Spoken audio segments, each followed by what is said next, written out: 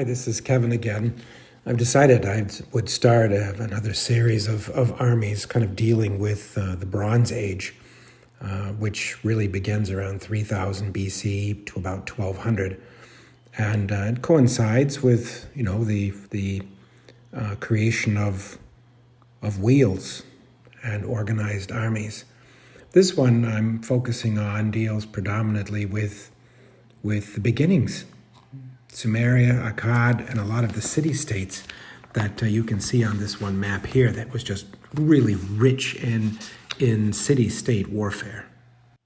I didn't want to get too in-depth of when the Iron Age started and Bronze Age ended, but I wanted to build these armies as a representation of these early conflicts between city-states. And later we'll go into some of the different armies of Elam and the rest. But this one really focuses on the Sumerians and the Akkadians and their various city-states, which I think are interesting. So Umma and Lagash,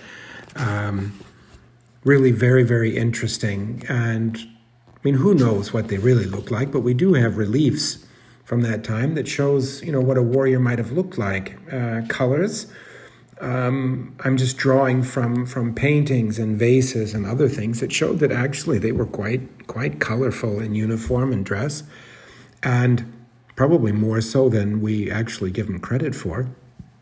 But I found this period to be very, very interesting, and the battles are quite wide and really city-states fighting each other with smaller armies and households.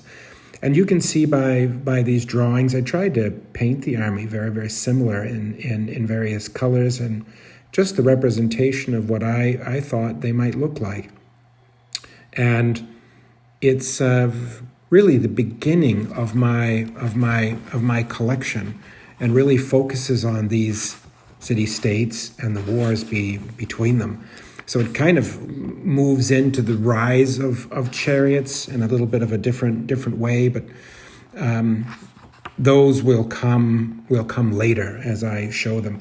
One of the things that helped me a lot was Warlord's scenario book for Hail Caesar, The Age of Bronze. Really an unbelievable book that really breaks down things. You learn a lot. It goes through all of the different armies and battles and what could have been. The writer was just brilliant, and really wanted to honor him by just saying he did a really good job.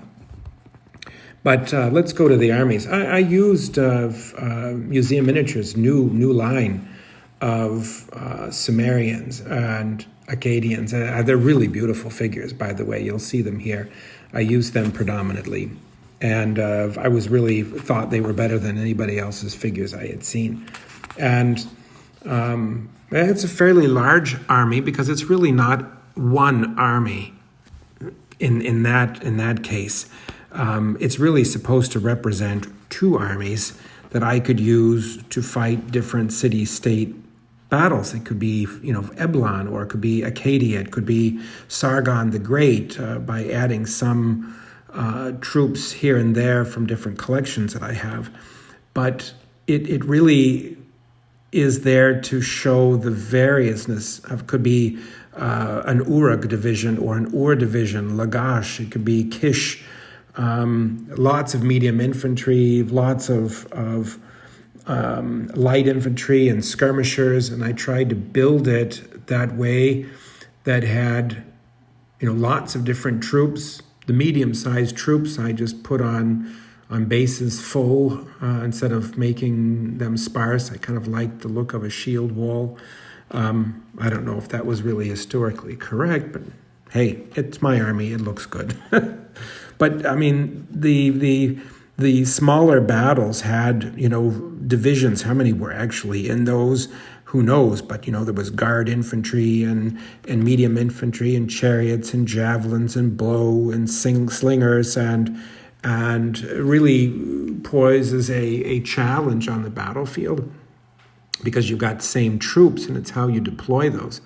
Sorry, the camera sometimes got a little bit blurry, but I think that the figures that came from museum really looked good. As you can see, I liked the use of, the fur coats hanging down, and the shields. I tried to have them a little bit more colorful than maybe most. Their leadership stands, very, very nice, and they're kind of like asses pulling them, and I just think they did a great job in the sculpting and representing. These are my guard troops. There wasn't too much of them, but in the reliefs they show them with axes and with various coats with metal studs put into them to protect them. But I think that in general they look pretty fierce and interesting in their own right. I even thought I could use this army if I mixed a couple of other troop types into it, because they look very, very similar to mixing in Amorites and various other types of troops that I might have to kind of show the rise of chariots and do some of the battles of like between Hammurabi and Mari, Eshanunan army, etc. So I think that get a copy of that book from Warlord Games. It really, really focuses on the early biblical bronze. I believe it goes up to about 12, about 1,000. It's got a couple of battles there between Egypt and some others. Really, really quite informative. It kind of laid things out for me that I was able to digest and use to build this early Bronze Age army. It's really not the chariot wars that we kind of recall or biblical. It's way, way earlier. So, but check out Museum Miniatures. I think they did a really nice job on these.